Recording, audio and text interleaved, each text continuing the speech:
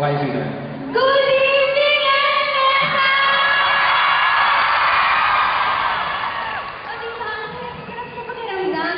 Ngayon, sweetheart, kailangan sabay tayo. 1, 2, 3! Good evening, Ernesto! Welcome po sa I Heart You Too, the Be Careful With My Heart Anniversary Thanksgiving. Sweetheart, no? Dalawang taon na tayo. Yes, sweetheart. And here we are, this, together with these other people on this wonderful evening. And with all the people who never get tired of loving us. Yeah.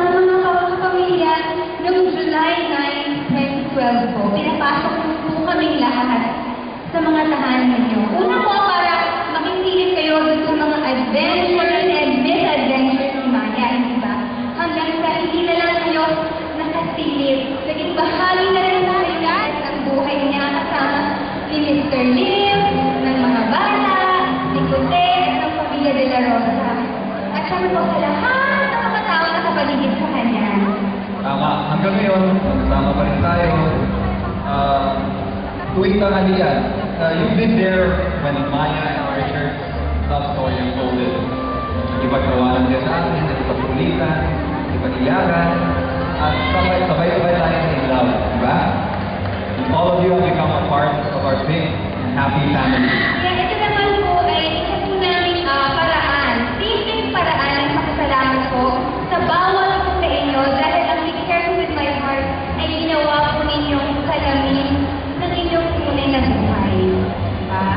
Ang bilis naman lang ng sweetheart na talaga sobra. That's right, sweetheart. It's been 2 years since you started talking. Talking you! Excuse me, Mr. Lim. Oh, come on, hindi mo ba? Diba, dahil na nakahuli. Masulyap-sulyap. Misa. Paano. O sige, okay. Aminin ko, kasi ang bango mo naman talaga eh. Pero alam mo, naalala ko kayo pala mo din ng Sir G, si Maya, no? Naminig ko rin na tawagin ng Sir G. At dahil naman, sinimulan mo yung Flashback Friday mo, no? I mean, simulan natin talaga. Simula ngayon, Sir G, ang tawag ko sa'yo. Okay, this is true. Ikaw talaga, lagi mo ako pinapakili.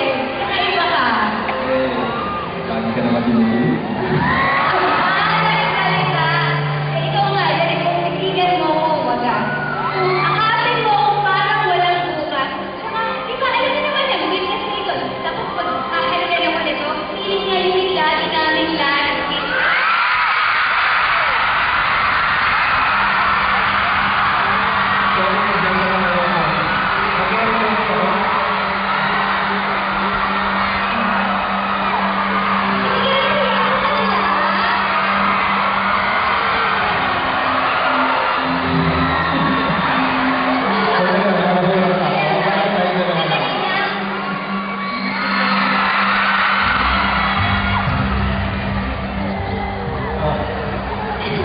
Gusto niyo may tuloy natin yung Flashback Friday natin? Then, let's relive the wonderful journey of Mr. and Mrs. Cheese.